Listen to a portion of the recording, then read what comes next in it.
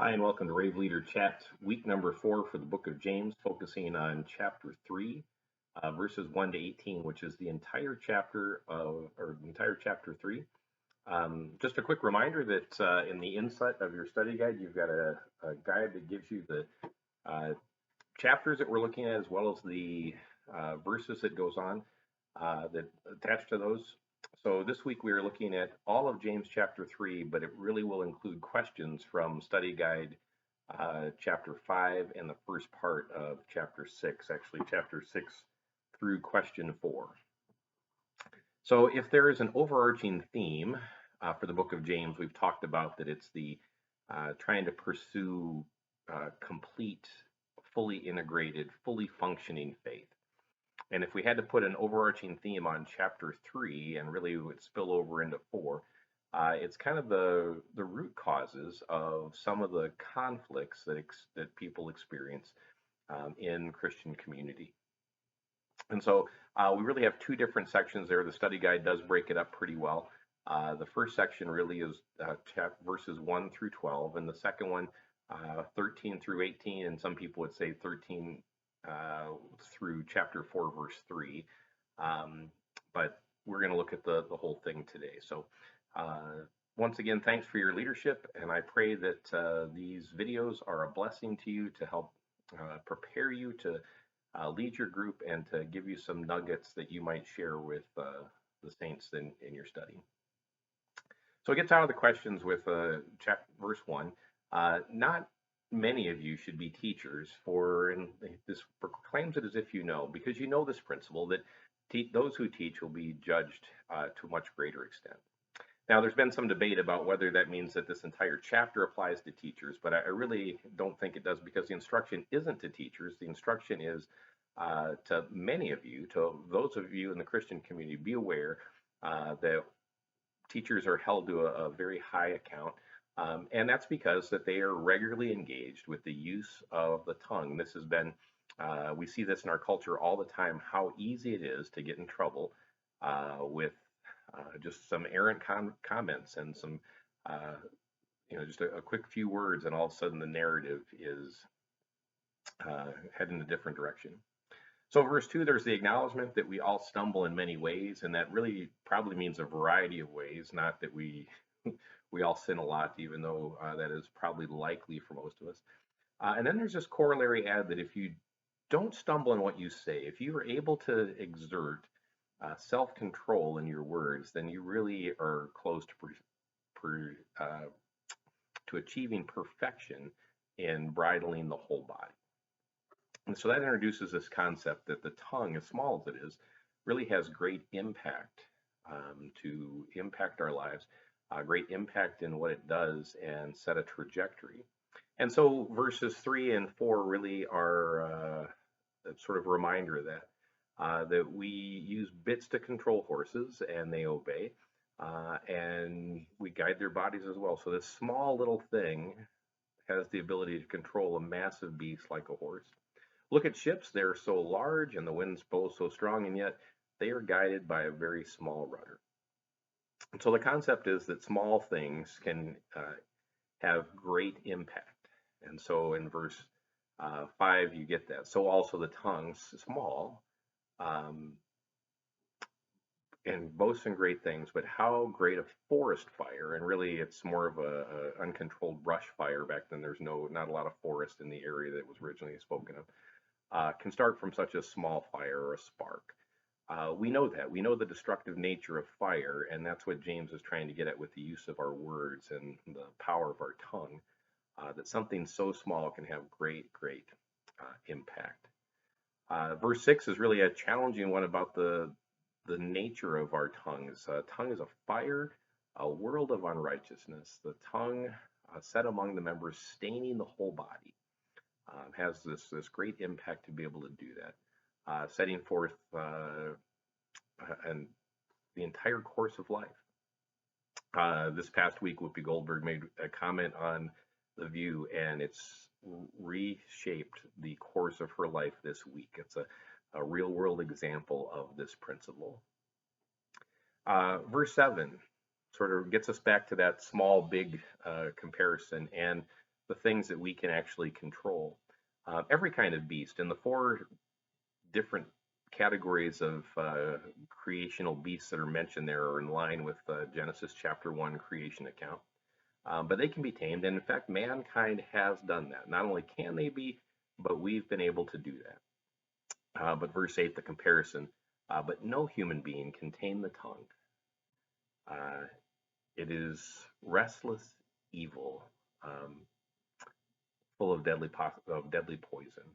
It's amazing how quick bitterness comes out and how stinging things can be when we tear down rather than build up. And then you hear this description in verse 9. It's the confusion about what we do, and the sort of back to that earlier in chapter 1, sort of the divided nature or allegiances.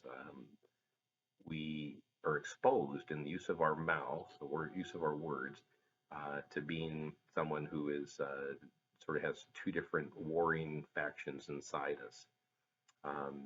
For with the mouth we bless the Lord, but we also curse people who were made in God's likeness or image.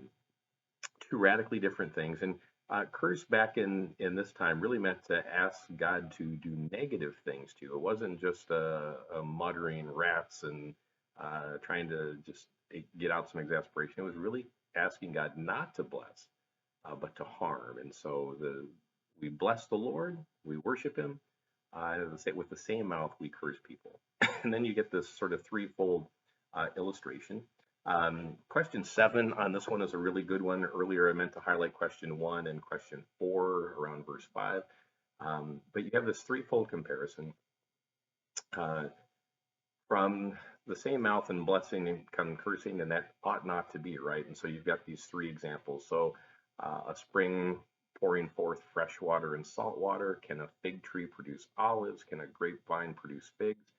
And then sort of the summation.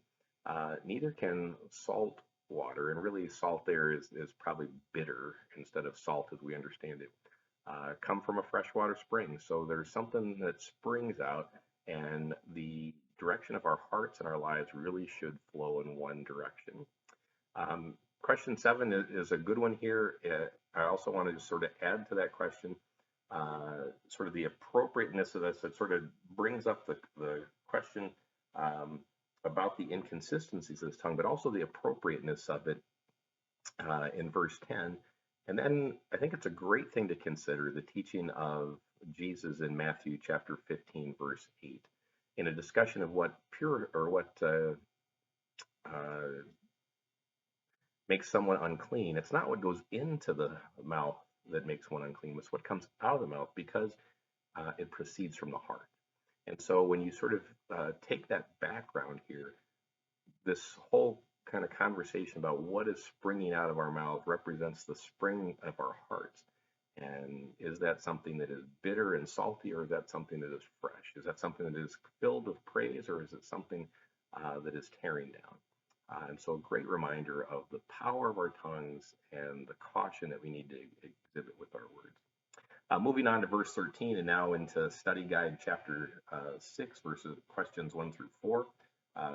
The intro is pretty good there, and also question 1 I want to highlight in that comparison to start that off the blocks. But a new topic is introduced, and who is wise and understanding among you? But notice it gets back to that showing faith in action. Not only do you have that conception that we had last chapter of repeated showing, but also the mention of deeds. Deeds of meekness in your wisdom. If you really possess true wisdom, there are certain qualities and characteristics that should naturally flow from godly wisdom being active in our hearts and our minds. So questions, verses 14 through 16 are really, what does wisdom from below look like, or artificial wisdom look like? What are its impacts?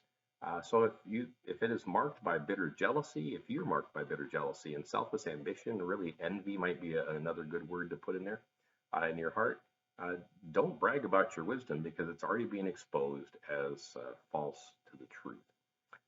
Verse 15, that's just a declaration. This is not wisdom from above, but earthly, and notice unspiritual and demonic. Such a great test to test every spirit we're reminded of, and this is a good test for that. When if these are the heart that we're exhibiting, we really are far off from godly wisdom. And so in verse 16, you've got sort of a list of the marks and qualities of this. For where there's jealousy and selfish ambition, again, where those exist, um, where there's going to produce disorder, and it's going to be, disaster in every direction. Um, a good reminder that when we are using earthly wisdom, the broken wisdom of our world, it is going to run its course and it's going to cause disorder and challenge. Then the comparison in verse 17, and again, you really have this sort of fruit of the spirit kind of listing in verse 17 about the marks of wisdom. But wisdom from above is first pure. It's about godly wisdom in itself. It's not about boasting in what we have and what we know. It's not about lording it over others. It is pure and then peaceable, gentle, open to reason, full of mercy and good fruits, impartial and sincere. That's just such a great list of qualities that really expose a godly heart and a God servant heart for exercising wisdom in groups. Notice there's no room for conniving and setting up and forcing, compelling. It is making the case. It's listening well, being open to reason. It's being filled with mercy, but also being impartial and sincere in all of our activities. Question 4 is a great one on this.